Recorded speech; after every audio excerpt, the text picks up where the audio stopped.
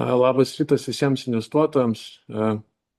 Dėkui prisijungusiems į dar vieno organizuojamo obligacijų webinaro Orient Securities. Šiandien norėtume jums pristatyti jau antrąją Lietuvos centrinės kredito unijos subordinuotų obligacijų misiją. Šios dalies platinimo metu emitentas siekia išplatinti iki 4 milijonų eurų subordinuotų obligacijų. Na ir šiandien patį pranešimą kartu su manimi Matu Čiupkumi Orient Securities atstovą pristatys Rūtenis Šukevičius, pačios LCQ iždo vadovas bei administracijos vadovo pavaduotojas. Sveiki. Ja, ir kol nepradėjome pačią pristatymą, norėčiau tik priminti visiems investuotojams, kad klausimus galite uždavinėti iš esmės viso webinaro metu. Q&A langelyje pas jūs ekrano pačioje turbūt. Ir mes su Rūteniu juos atskysime pačio pristatymo pabaigoje. Tai galime tuomet ir pradėti. Pačioj pradžioje norėčiau pristatyti pačios emisijos detalės. Tai kaip ir minėjau, šis siūlymas yra jau antrasis Lietuvos centrinio kredito unijos tranšas. Jis yra dalis didesnės 8 milijonų eurų obligacijų programos dalis. Šiuo siūlymu emitentas siekia išplatinti subordinuotas obligacijas, kuriomis stiprins savo antro lygio kapitalą. Šiek tiek apie patį terminą. Tai pats terminas yra 9,5 metų, kas gali atrodyti ganėtinai ilgas laiko tarpas, tačiau tai yra sąlyginai rinkos standartas mūsų Baltijos šalyse, ypač su subordinuotomis finansinių institucijų obligacijomis. Emitentas šiuo siūlymu investuotojams siūlo 8,25%, o palūkanų mokėjimai bus atliekami kas pusmetį. Taip pat norėčiau irgi priminti, jog pirmasis platinimas vyko gruodžio mėnesį ir emitentas išplatino 5,5 milijono eurų. Būtent turėjo 1,5 milijono eurų perviršį ir pasirinko išplatinti tik tai 4 milijonus eurų. Tad šiuo siūlymu emitentas bando užpildyti tą antrąją obligacijų programos dalį.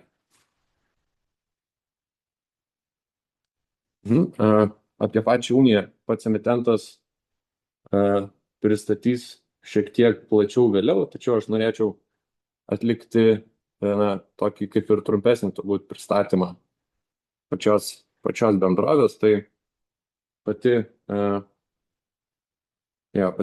Lietuvos centrinė kredito unija yra iš esmės didžiausia kredito unija. Ji jungia 44 kredito unijos narės, kurios veikia visoje Lietuvoje. Pati LCQ, kaip ir visi bankai, yra prižiūrimi Lietuvos banko. O jei kalbant būtent iš paslaugų pusės, tai pats emitentas savo unijų narėms iš esmės teikia dviejų tipų paslaugos. Tai yra centralizuotas finansinės ir operacinės paslaugos, bei atlieka jų grupės priežiūrą bei rizikos valdymą. Ir turbūt tokiu būdu galima sakyti, iš esmės konsoliduoja visą grupės veiklą. Tuomet šiek tiek norėčiau paminėti kelis svarbesnius skaičius pačios grupės. Tai labai norėtume atkreipti patį grupės paskolų portfelį, kuris po šių metų pirmo ketvirčio viršijo 983 milijonus. Galime pamatyti patį pasiskirstimą tarp juridinių ir fizinių asmenų. Tai tas pats pasiskirstimas, galima turbūt sakyti, kad yra ganėtinai tolygus. Tuomet, jeigu atkreiptume dėmesį į bendrovės pačius finansinius rodiklius, tai norėtume irgi paminėti, kad pats nuosavas kapitalas ir rezervai viršė jau 100 milijonų praėjusiais metais, o po šio pirmo ketvirčio ta suma viršijo 105 milijonus eurų. Apie pačias obligacijas, tai emitentas yra Lietuvos centrinė kredito unija. šių obligacijų tipas yra antro lygio subordinuotosios obligacijos. Na ir, kaip minėjau šiek tiek anksčiau, pačias lėšas iš šių obligacijų emitentas ketina panaudoti antro lygio kapitalo stiprinimui, kas jiems sudarys tolimesnės sąlygas didinti paskolų portfelį ir auginti palūkanų pajamas. Šis siūlymas yra iki 4 milijonų eurų, jis yra didesnės 8 milijonų eurų programos dalis. Pats pajamingumas šiame platinime yra 8,25%. Na, o pačią emisiją platiname iki birželio 26 dienos, o pačios emisijos įsigaliojimas bus birželio 30 dieną. Palūkanų minėjimai, kaip minėjau, pusmetiniai, o pats terminas yra 9,5 metų, arba, jeigu tiksliau žiūrint pačią išpirkimo datą, tai yra gruodžio 17 diena 2035 metų. Ką dar norėtume irgi labai paminėti, kad pačiam emitentui atsiranda iš ankstinio išpirkimo galimybę, būtent po 4,5 metų jeigu imant nuo šios dalies išplatinimo, arba jeigu imant nuo pačios pirmos emisijos išleidimo dienos, tai būtų po 5 metų. Pati obligacijos vertė šio platinimo metu yra 1,093 €. Čia turbūt irgi verta pakomentuoti, kad ta nelygi suma iš esmės yra jau sukauptos palūkanos nuo paskutinės palūkanų mokėjimo dienos, kuri iš tikrųjų yra šiandien. Toliau apie pačias irgi norėtume priminti dar apie pačias svarbiausias emisijos datas. Tai pats platinimas prasidėjo praeitą ketvirtadienį, jisai vyks iki kito penktadienio, tai yra birželio 26 dienos. Pats išplatinimas bus birželio 30 dieną. Palūkanų mokėjimai bus kiekvienų metų gruodžio 17 ir birželio 17 dienomis. Na, o ta mano minėta jau ankstesnė išpirkimo galimybė iš esmės atsirakina gruodžio 17 dieną 2020 metų. Čia tik irgi verta paminėti, kad pats emitentas turės gauti reguliacinį leidimą išpirkti šias obligacijas anksčiau laiko. Tai.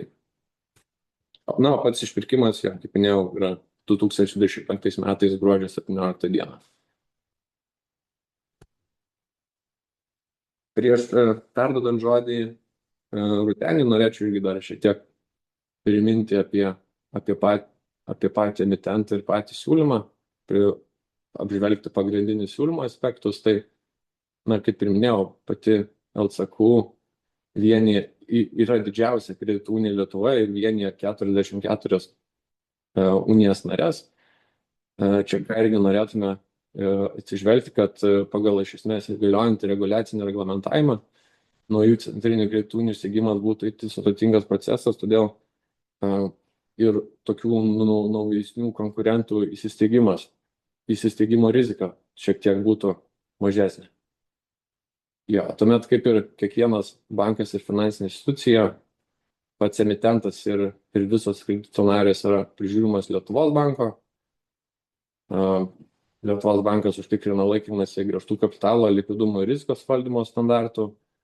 Tuomet irgi norėčiau priminti dar apie pačius finansinius rodiklius, kurie yra stiprus. Tai konsoliduotas turtas po pirmo ketvirčio viršijo 1,270 milijonų eurų. Na, o pats kapitalo pakankamumo rodiklis viršijo 17%. Ką irgi verta turbūt paminėti, kad pats emitentas yra finansuojamas daugiašalių plėtros institucijų, tokių kaip Europos investicinis fondas bei Europos tarybos vystymo bankas. Perdodant žodį Rūteniui. Taip. Ačiū Matai. Matas gan išsamiai pristatė, ką mes čia darome, tai yra leidžiame subordinuotų obligacijų emisiją. Aš pabandysiu šiek tiek smulkiau, detaliau papasakoti, kas visgi mes tokie esame kaip emitentas, kodėl mes tai darome ir kodėl jums vertėtų pasvarstyti galimybę investuoti į mūsų leidžiamas subordinuotas obligacijas. Taip, tai Lietuvoje šiuo metu veikia 58 kredito unijos Iki 2018 metų, ta kredito unijų sektorius buvo pakankamai laisvai reguliuojamas, pavadinkim tai, bet, Lietuvos bankas nusprendė, kad reikia sureglamentuoti, sutvarkyti, kad tas kredito unijų sektorius galėtų augti, plėstis, nes priešingų atveju tiesiog neatlaikys konkurencijos tiek su tradiciniais bankais, tiek su atsiradusiais specializuotais bankais, fintechais, finansavimo platformom ir tiesiog reikėjo neatsilikti nuo progreso, nuo pažangos. Tai 2018 metais įsigaliojo pilna apimtim kredito unijų sektoriaus reforma. Kredito unijos turėjo tapti arba vienos iš centrinių kredito unijų nare, arba transformuotis tiesiog į specializuotą banką, arba trečias variantas visada galėjo užsidaryti. Tai to pasiekoje Lietuvoje veikia dvi centrinės kredito unijos, tai yra Lietuvos centrinė kredito unija, kurią mes su Matu jums šiandien pristatinėjame. Ir jį vienyje 44 iš 58 atskirų kredito unijų. Tai pagal rinkos dalį mes esam daugiau mažiau 2 kartus didesni negu mūsų konkurentas ar partneris tam tikrais klausimais negu Jungtinė centrinė kredito unija. Mes turime apie 130 000 narių per visą grupę. Ir kadangi pastarieji metai buvo pakankamai sėkmingi, plėtra, augimas, pelningi, matome, kad reikia šiek tiek stiprinti kapitalo bazę. Taip, tai pereinant nuo platesnės, nuo visos kredito unijų rinkos, grinai link LCQ grupės, tai kaip ir minėjau, tai yra didžiausia kredito unijų grupė Lietuvoje, mes vienijame 44 kredito unijas, centrinė mūsų būstinė yra Kaune, nes istoriškai unijos steigėsi daugiau mažiau žemdirbiškuose Lietuvos rajonuose, tai kadangi tos gerosios Lietuvos žemės yra nuo Kauno ir į viršų, ir šiaip Kaunas yra daugiau mažiau apie vidurį Lietuvos, tai buvo pasirinktas Kaunas. Per visą grupę dirba 600 darbuotojų, mūsų audituoja viena iš 4 didžiųjų audito bendrovių. Tai tiesiog dar vienas argumentas apie tai, kad mes skaidrus, tinkamai prižiūrimi, kvalifikuotai audituojami ir vertinami. Tiek mūsų kiekviena atskira narė kredito unija, tiek pati Lietuvos centrinė kredito unija yra indėlių draudimo sistemos narės, tai yra kaip ir bet kuris bankas, 100 000, ta europinė sistema. Ir papildomai dar mes turime stabilizacijos fondą, tai apie jį plačiau šį prezentacijos labiau į pabaigą, bet jo paskirtis yra dar kaip antra gynybos linija po indėlių draudimo fondo. Čia yra mūsų vidinis sprendimas, vidinis mūsų fondas, kad turėti dar didesnę tą finansinę pagalbę, jeigu nutiktų kažkokie netokie palankus įvykiai. Tai ir mūsų misija ir vertybės, mes norime būti efektyvių, novatoriškų, pirmaujančių kooperatinės bankininkystės kompetencijos centru. Tai mes tikslingai išlaikome fizinį buvimą regionuose. Tai yra, mes turime skyrius, padalinius, iš viso apie 100 fizinio aptarnavimo taškų. Žemėlapyje matote pasiskirstimą pagal apskritis. Nes, nepaslaptis, komerciniai bankai iš tų regionų mažesnių daugiau mažiau išėjo, fintechai ten nelabai nori, ar tie specializuoti bankeliai, internetiniai bankai ten nelabai nori eiti. Mes, kadangi istoriškai ten veikiame, mes matome tai netgi kaip konkurencinį pranašumą, nes yra klientų grupė, kuriai to fizinio buvimo reikia galimybės užeiti, pasikalbėti, viską pasidaryti gyvai, greičiau, galbūt nelaukiant 2 savaitės registracijos ir panašiai. Tai ir vienas iš mūsų konkurencinių pranašumų. Taip, kaip mes veikiame, jeigu taip dar smulkiau, tai iš principo pirmoji grandis yra individualios kredito unijos, kurios yra mūsų nariai. Tai yra tas pats, kas maži bankai, jie visi yra licencijuoti Lietuvos banko. Jie iš esmės siūlo visas klasikinės bankinės paslaugas išskyrus investicinę veiklą. Tai yra indėlių priėmimas, mokėjimo kortelės, mokėjimų vykdymas, taupimo produktai, šiek tiek modifikuoti indėliai, vaikų indėliai, taupomieji indėliai, dalina paskolas tiek privatiems, tiek verslui, tiek ūkininkams, tai būsto vartojimo, užtikrintos nekilnojamų turtų, investicinės, apyvartinės. Dalyvaujame įvairiose ES verslo skatinimo programuose, na, čia iš esmės per ILTE. Ir taip pat nesenai pradėjome teikti faktoringo paslaugas ir šiuo metu užbaiginėjame lizingo produktą, kurio kredito unijos iki šiol neturėjo.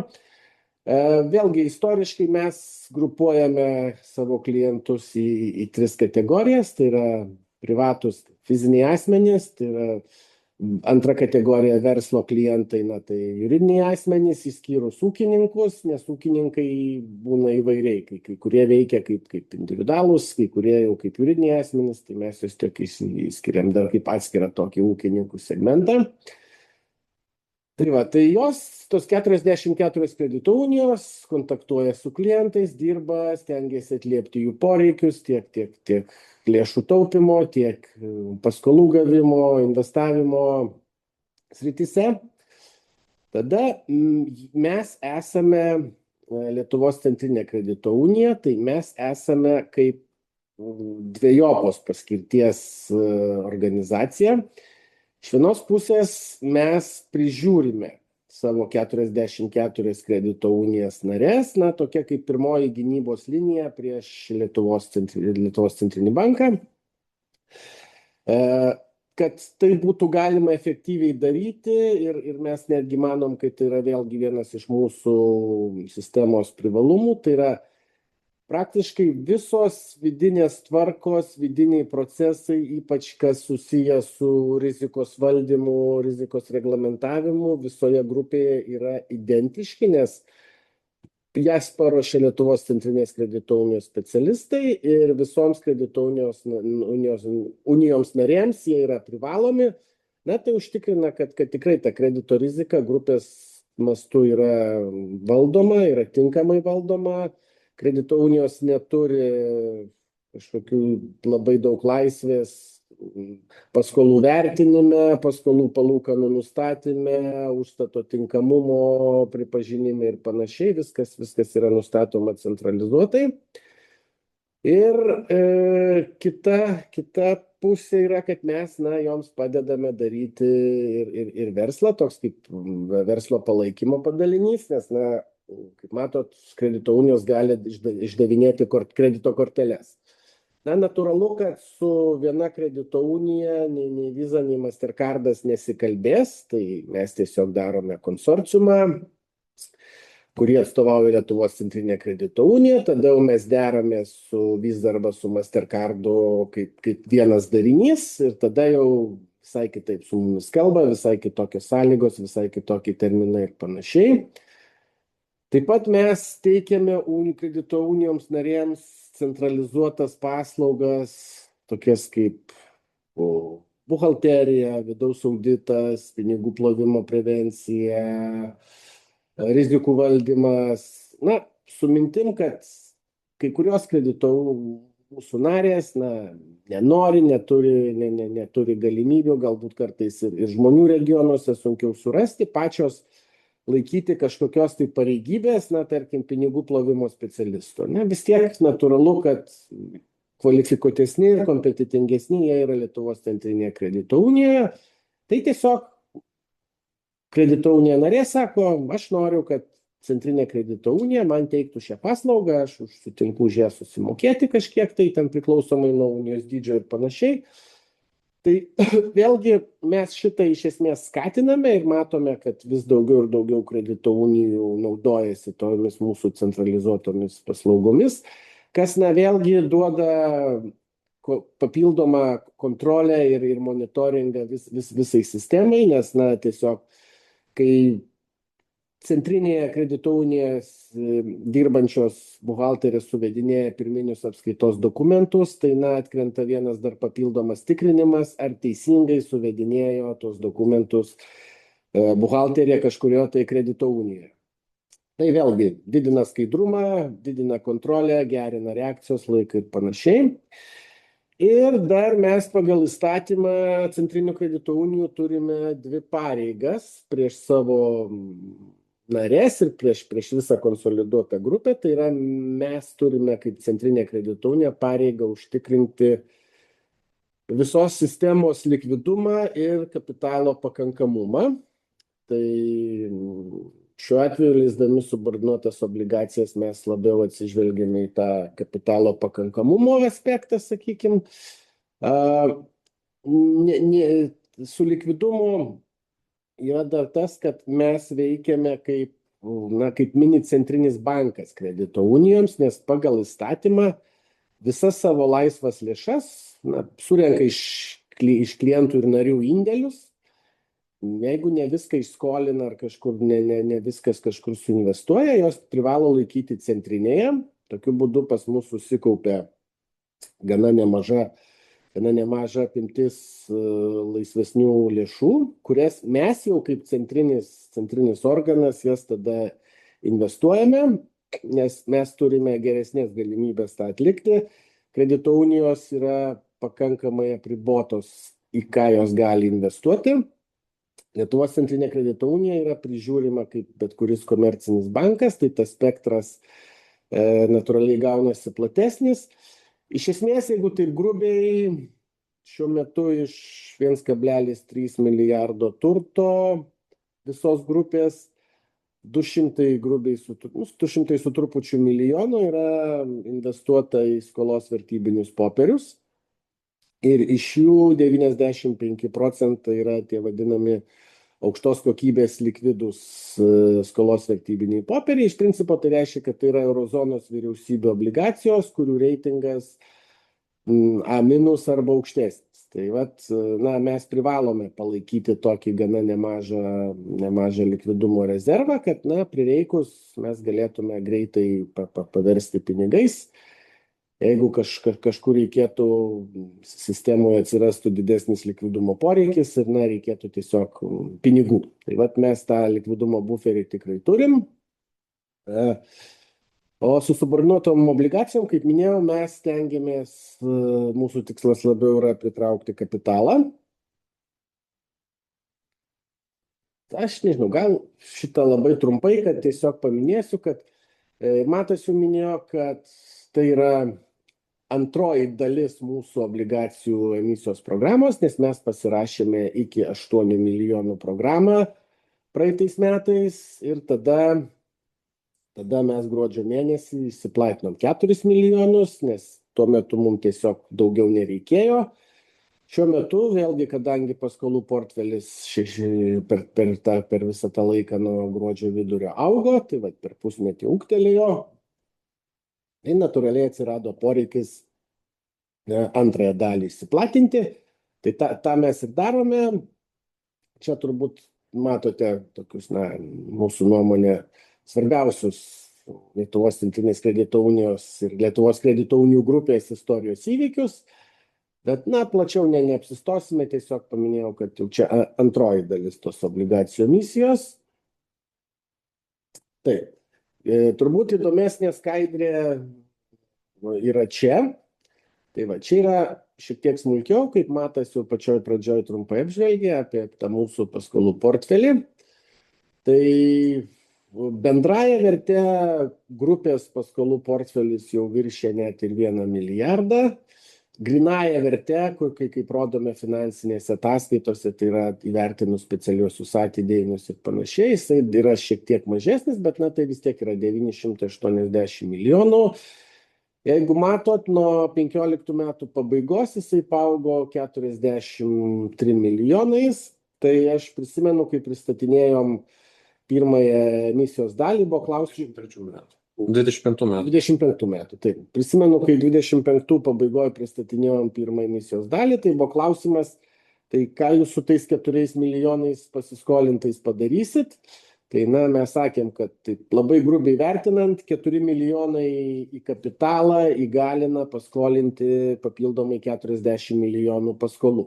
Tai per pirmą ketvirtį mes tiek ir paskolinom, dabar jau ir netgi baiginėjasi antras ketvirtis.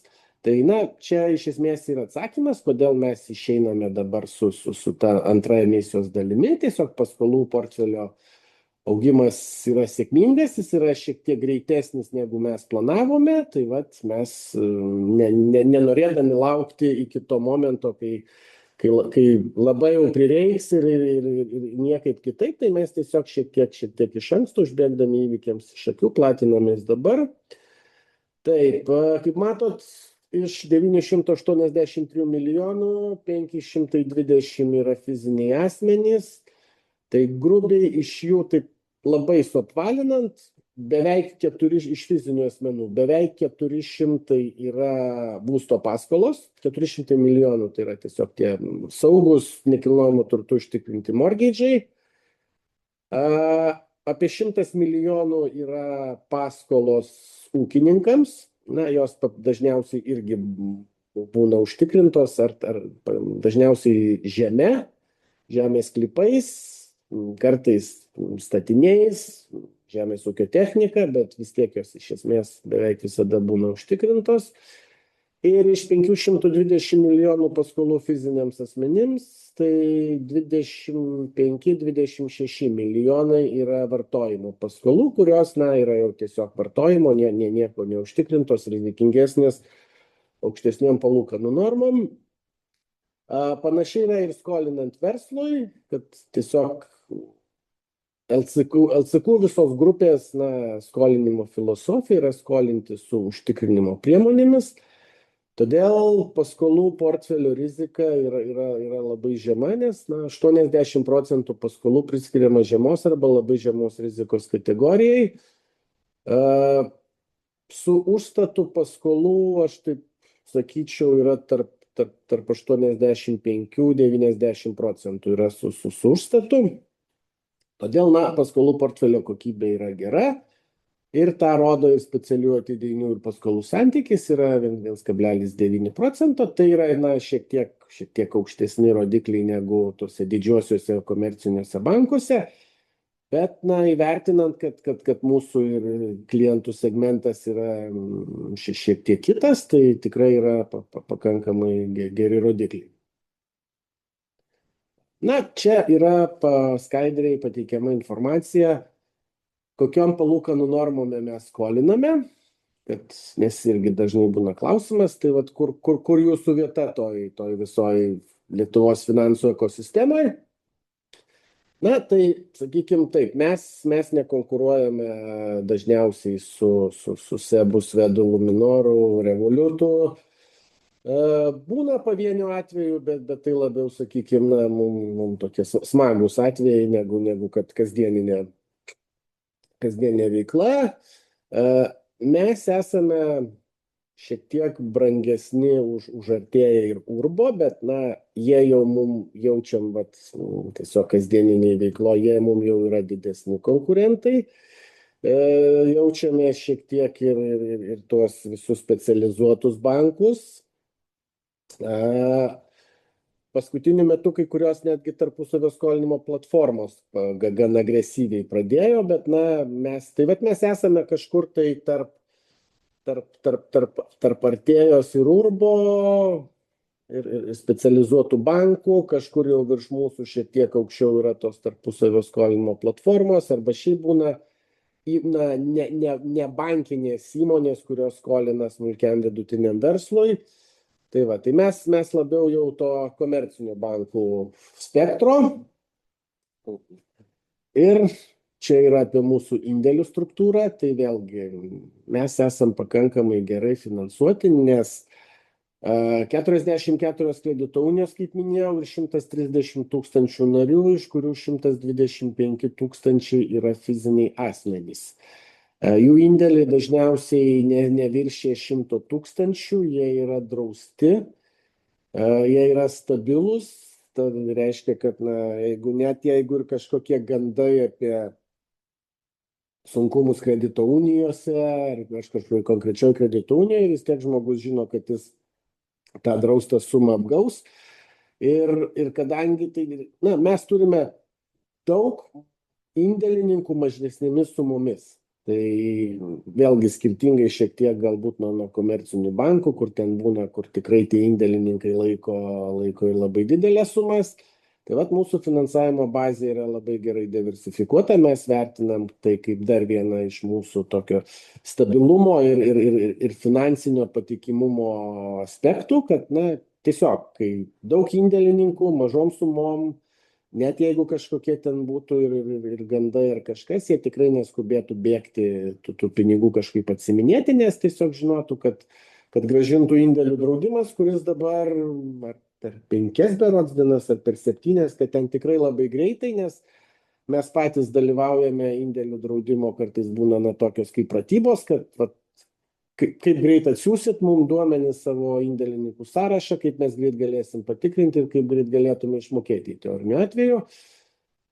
Indėlių palūkanų norma vėlgi mato, tai pakankamai gerai atspindi mūsų tą, kaip mus vertina mūsų indėlininkai ir tam tikra prasme platesnė finansų rinka, kad mes nesiūlome 5 procentų indėlių, palūkanų už indėlius, nesiūlome netgi 4, nes tiesiog mes laikome kaip patikimas kaip čia, indėlių pritraukėjas, indėlių turėtojas. Tai yra tikėjimas, kad mes tos indėlius sugebėsim grąžinti ir čia nebus kažkokių tai klausimų. Natūralu, kad 24-ais, kai tiesiog ECB labai stipriai kėlė palūkanų normas 23-24, tai natūraliai visoje rinkoje pakilo, kai pradėjo palūkanos kristi. Komerciniai bankai numušė netgi dar šiek tiek staigiau, mes tą darėm truputį lėčiau, bet vis tiek dabar kažkur tai čia pirmo ketvirčio duomenys, dabar šiek tiek gal tas skaičius 2,3 būtų labiau gal 2,4, 2,5, nes vis tiek tendencija vėl pasikeitė, bet turint omeny, kad didieji komerciniai bankai irgi moka ten tai 1,75, tai link 2, tai mes kažkur visai toje pačioje lygoje, sakykime taip. Ir tas indėlių bazės augimas irgi atspindi, kad su tokiom palūkanom mes sugebame pritraukti indėlius, tai su likvidumu kažkokių tai rimtesnių iššūkių nėra. Taip. Ir kaip vienas iš argumentų, kodėl mes patikimi ir kodėl verta investuoti į mūsų leidžiamas obligacijas, tai visa grupė yra prižiūrima Centrinio banko. Čia yra grupės rodikliai, jau konsoliduotų mastų, nes, iš principo, mus visada visi vertina labiau kaip grupė, tiek kaip atvažiuoja iš Europos investicinio fondo daryti to vadinamo due diligence, tiek kitose europinėse programuose mes, kai dalyvaujam. Ir truputį vėliau dar papildomai paaiškinsiu, kodėl, bet iš principo pas mus yra grupė įdiegta ta vadinama kryžminių garantijų sistema. Tai Lietuvos bankas žiūri 3 tokius svarbiausius rodiklius, tai yra kapitalo pakankamumas, likvidumo padengimo koeficientas ir maks paskola. Tai mato, čia grupės lygiu reikalavimas, pavyzdžiui, kapitalo pakankamumo bendras yra 13,4, faktinis yra 16. LCQ kaip solo emitento be unijų, tai reikalavimas yra 14, faktas yra 19. Tai kaip ir minėjau, mes planuojame augimą, matome toliau į priekį, mes ateiname skolintis į rinką tada, kai visi kapitalo pakankamumo rodikliai yra dar geri, kad tai nėra, kad mums kažkaip super kritiškai reikia to kapitalo ir mes tada jau bet kokiom sąlygom, tai mes tą darom iš anksčiau, nes tiesiog pasiplanavę augimą matome, kad taip reikės to kapitalo ateityje, tai pasidarykim šiek tiek iš anksto. Dėl likvidumo, kaip minėjau, minimalus reikalavimas 100, faktas yra 200, tai čia turbūt net nėra klausimų, tai tiesiog pas mus didelis tas likvidumo buferis, vadinkim taip, ir jeigu kažkas čia staiga subraškėtų, tai mes labai greitai pasidarytume pinigų iš tų turimų skolos vertybinių popierių. Klausimas buvo praeitos emisijos metu, kas čia per tas skolininkas vienas su 14,15%. Tai čia nėra klasikinis paskolos turėtojas, nes jeigu imti tas verslo paskolas ar paskolas fiziniams asmenims, tai per visą portfelį pats didžiausias skolininkas nesudaro net 1% viso paskolų portfelio, top 5 ten kažkur artėja prie 4%, top 10 skolininkų plius minus 7%. Tai čia yra, vyriausybės vertybinių popierių pozicija. Tiesiog eurozonoje yra valstybių, kurios dar neturi euro. Tai jų vyriausybių leidžiami skolos vertybiniai popieriai traktuojami kaip skoliniai santykiai ir pagal Lietuvos banko reikalavimus kuria maksimalios pozicijos reikalavimą. Tai čia yra vyriausybės vertybinių popierių pozicija. Taip, apie organizacinę struktūrą ir vadovybę trumpai tik apsistosiu, kad mintis ta, kad patyrę žmonės dažniausiai dirbę arba komerciniuose bankuose arba audito įmonėse, patirties nemažai metų, žinome, ką darome ir matome tą viziją ir kol kas, kaip rodo rezultatai, visai neblogai mums sekasi. Taip, šitoj vietoj dar norėčiau truputį apsistoti. Tai yra ta vadinamoji kryžminių garantijų sistema. Tai iš esmės pagal teisės aktų reikalavimus Lietuvos centrinės kredito unijos grupė turi įsteigusi stabilizacijos fondą, kurį yra mokamos įmokos. Jas moka visi nariai ir jas moka priklausomai nuo rizikingumo laipsnio. Mes turime vidinę reitingavimo sistemą savo unijų narių nuo A iki ABCDE. 5 kategorijos. Tai A, kurios dirba su mažiausia rizika, kurios dirba gal šiek tiek rizikingiau, gal šiek tiek silpnesni rodikliai finansiniai ir panašiai, bet priklausomai nuo to, jos moka periodiškai įnašus į tą stabilizacijos fondą. Ir tas fondas kaupėsi pagal įstatymą iki 28 metų, jis turi pasiekti ne mažiau 1% nuo viso konsoliduoto grupės turto. Tai mes iš principo tą jau pasiekėme, šiek tiek aplenkėme tą reikalavimą, ir tas fondas auga tam atveju, kad kažkada galbūt ateityje bus kažkokie sukrėtimai finansų rinkose didesni, galbūt kažkokios unijos susidurs su sunkumais, tai tada iš to fondo būtų teikiamos subordinuotos paskolos, kad užtikrinti pakankamą kapitalizacijos lygį. Tai tas fondas savo auga, pati LCQ irgi moka į tą fondą, bet yra dar vienas toks įdomesnis gal momentas, kad jeigu, pavyzdžiui, problema LCQ grupėje yra kažkokia didesnė ir tame stabilizacijos fonde esančių lėšų neužtenka, tada visos kredito unijos narės turi pareigą papildomai, taip liaudiškai tariant, susimesti, kaip čia prisidėti. Tai yra, stabilizacijos fondas liepia, kad žiūrėkit, stabilizacijos fonde yra tiek lėšų, trūksta dar, tarkim, 10 milijonų. Padalinam visom kredito unijom narėm priklausomai pagal dydį, jūs sunešat papildomus tuos 10 milijonų ir mes tada išsprendžiam problemą visos grupės mastu. Tai čia yra tų kryžminių garantijų sistemos esmė, tai be indėlių draudimo, kuris jau, jeigu sistema visa bankrutuoja ir galbūt net Lietuvos mastu ten kažkokios dėlės problemos, indėlininkai yra apsaugomi, tai mes dar turim šitą stabilizacijos fondą, kuris įtvirtina kryžminių garantijų sistemą, kuris iš principo reiškia, kad sistema gali bankrutuoti ar subirėti tik tais kaip visa sistema. Negali kažkuri viena kredito unija tarkim, iš 44, 43 veikia gerai, o viena nusprendžia, ai, aš čia subankrutuosiu. Tai taip negali būti, nes kitos 43 privalo bet kuriuo atveju ją gelbėti. Tai va, tai mes kaip ir matom, kad čia dar vienas argumentas mūsų naudai, na, kodėl tas mūsų veiklos modelis sėkmingas ir manom, kad ateityje viskas su juo bus gerai ir matom plėtrą ir už tai esame šiandien čia. Tai prie finansinės informacijos gal aš labai plačiai neapsistosiu, bet tiesiog matot, čia yra konsoliduota atskaitomybė, kad 26 metai prasidėjo gerokai geriau negu 25 ir tai vėlgi viskas susiveda į tai, kad na, tiesiog tas paskolų portfelio augimas buvo spartesnis šiek tiek negu planuota, tai susiję automatiškai tada generuojasi daugiau pajamų na, ir tiek.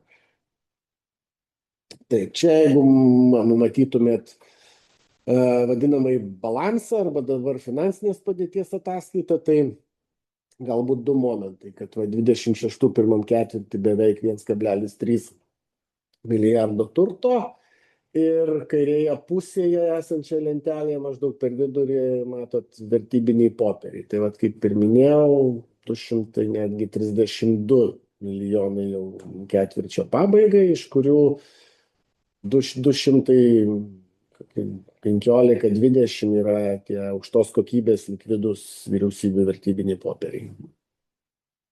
Taip, na ir solo arba individualių lygių taip pat rezultatai kol kas kalba patys už save, paskutiniai 24 ir 25 pelningi, 26 irgi panašu, kad kol kas bus pakankamai neblogi, nes lyg ir tos lūkesčiai dėl čia tų visų staigių palūkanų kilimų biški pristoja, bet na vis tiek tos palūkanos normos kils kažkiek, tai kredito institucijom tradiciškai tokioje rinkoje veikti yra gerai. Jom blogiau, kai buvo nulis ir neigiamos palūkanos, tada buvo sunkiau, bet šiaip kol kas aplinka yra palanki. Na ir finansinės padėties ataskaita, tai vėlgi galit matyti, kad kairiai pusėje, kur yra vertybiniai popieriai, kad iš tų 230 milijonų praktiškai 200 yra LCQ portfelis. Tai reiškia, kad kitos 44 narės turi bendroj sumoj apie 30 kelis milijonus. Na, iš tikrųjų tai nėra jų pagrindinė veikla. Kai kurios didesnės šiek tiek perka atskirai tos vertybinius popierius, bet iš esmės tai visas centralizuotas likvidumo valdymas atliekamas iš centrinės kredito unijos. Tai turbūt tiek, čia rizikos faktoriai. Čia prieš pradedant klausimų ir atsakymų sesiją, čia irgi norėtume tai visus eilinį kartą dar perspėti ir pasiūlyti, kad kiekvienas investuotojas turi susipažinti iš esmės su rizikos faktoriais, kurie kyla su pačia veikla ir šiomis obligacijomis. Čia matote tik tai pačių rizikų santrukas, o su pilnais aprašymais pačių rizikų galite susipažinti informacinėme dokumente, kad kelis iš esmės rizikos faktorius norėčiau čia turbūt irgi paminėti. Tai būtų tarkime, rinkos ir ekonomikos rizika, ekonominės rizikos, kad pati grupė, kaip ir kiekviena bendrovė, nėra atspari ekonominiams svyravimams rinkoje, tad per ekonominį nuosmukį pati bendrovė galėtų patirti kažkokių nuostolių, tačiau, kaip matėme, patys to kapitalo reikalavimai yra vykdomi labai gerai ir yra tikrai nemažas buferis pačiam emitentui. Ir ką irgi dar labai norėtųsi atkreipti dėmesį, tai būtent į pačias rizikas vyraujančias su šiomis būtent obligacijomis, kaip ir buvo minėta, šios obligacijos yra subordinuotos, ką reiškia iš esmės, kad patys obligacijų investuotojai nemokumo ar bankroto atveju yra eilėje tik prieš pačius akcininkus, dėl ko ir galima sakyti, kad šios obligacijos yra rizikingesnės nei tradicinės obligacijos rinkoje. Ir dar ką irgi norėčiau būtent atkreipdėmėsi, tai pati emisija jau yra listinguota. Ir šios obligacijos taip pat bus listinguotos Nasdaq First North rinkoje, tačiau pats emitentas neužtikrina likvidumą antrinėje rinkoje, tad kiekvienas investuotojas turi suprasti riziką, jog jie norės įsigyti ar parduoti obligacijas antrinėje rinkoje už tam tikrą norimą kainą, tai iš esmės gali būti sunku padaryti. Jo, ir tuomet galime pradėti su pačiais klausimais.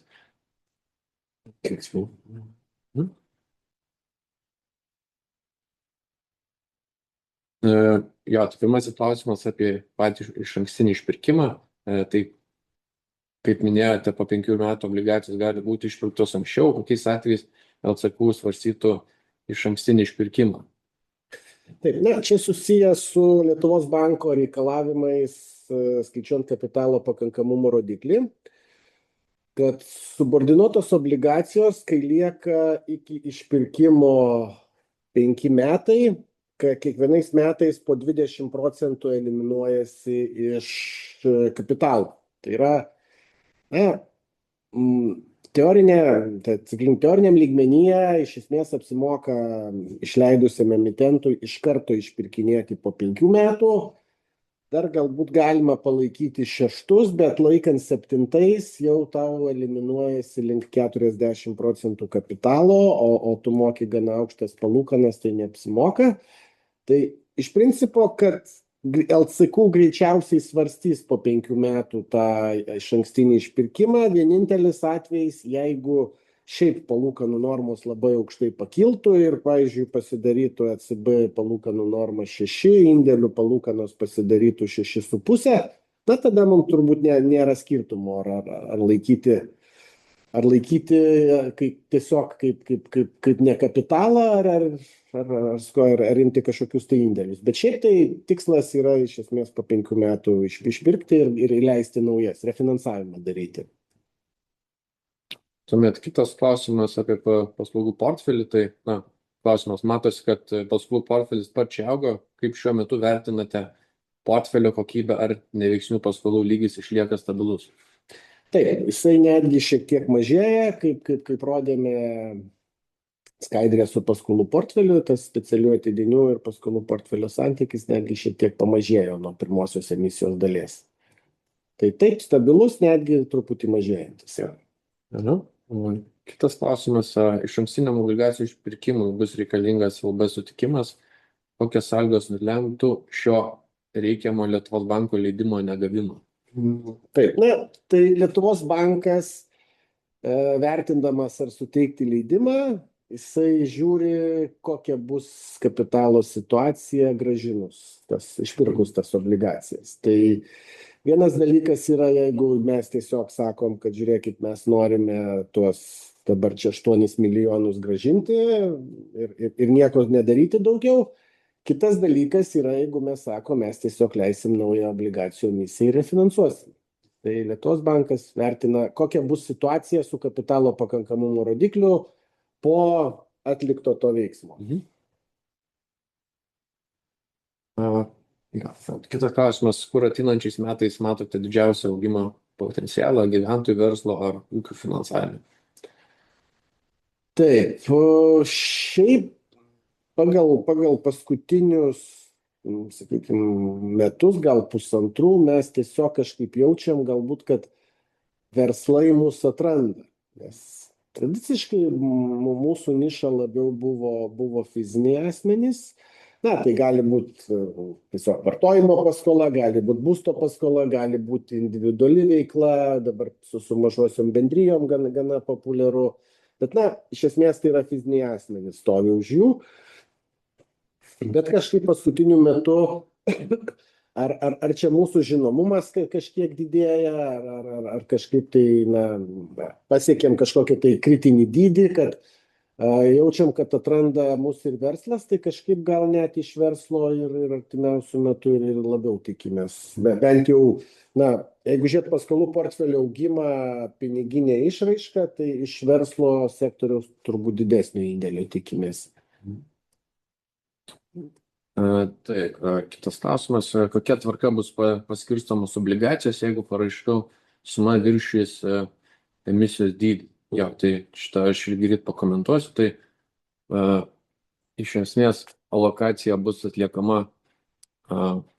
bus alokuojama obligacijos iš esmės visiems investuotojams, kurie pateiks paraiškas, tačiau pats emitentas turės galimybę nusistatyti tam tikras taisyklės, pagal kurias prioritizuojami bus vieni ar kiti investuotojai. Tačiau kiekvienas investuotojas iš esmės gaus kažkokį kiekį obligacijų, jeigu bus tam tikras oversubscriptionas, taip sakant. Čia gal apie narius dar reiktų paminėti. Jo, tai kad, irgi čia kaip ir Vytenis minėjo, tai ta irgi alokacijos prioritetą šiokį tokį gauna ir pačių unijų nariai, kurie siekia įsigyti pačias obligacijas. Tai yra informaciniam dokumente numatyti, kad kredito unijų nariai gali turėti prioritetą prieš kitus investuotojus. Detalų aprašymą pačio alokacijos principo galite rasti informacinėme dokumente ar kitose dokumentuose susijusiams su obligacijomis. Tuomet kitas klausimas. Gal galite nurodyti, kiek iš LCQ grupės narių siekia ar planuoja siekti specializuoto banko licenzijų ir išeiti iš pačios grupės? Taip, tai šiuo metu mano žiniomis nėra tokių. Čia galbūt turėta omeny Rato kredito unija, kuri nesenai tapo Rato banku, bet jie buvo nariai kitos centrinės kredito unijos, tai jie išėjo iš JCQ. Tai pas mus kol kas tokių tendencijų ir tokių kažkokių žinių nėra. Turbūt natūralu, nes mūsų narių pagrindą didžiąją dalimi sudaro tos unijos, kurios buvo visą laiką centrinės kredito unijos narės. Į jungtinę centrinę kredito uniją prisijungė nemažai tų vadinamųjų nepriklausomų kredito unijų, kurios tuo metu, kai buvo galima rinktis, arba nori būti centrinės unijos nare, arba nori veikti kaip nepriklausomai, jos veikia kaip nepriklausomos, jos nestojo į centrinę tada savanoriškai, tai kadangi jas įstatymų privertė, tai jos turbūt pasirinko tokią gal kažkiek tai lankstesnę tais klausimais centrinė kredito unija. Tai aš kažkaip manau, kad čia gal su tuo šitas klausimas susijęs, pas mus nėra. Taip, šis klausimas, ar galėtumėte plačiau papasakoti, kaip didesnės palūkanų normos paveiktų pelningumą ir paskolų paktus?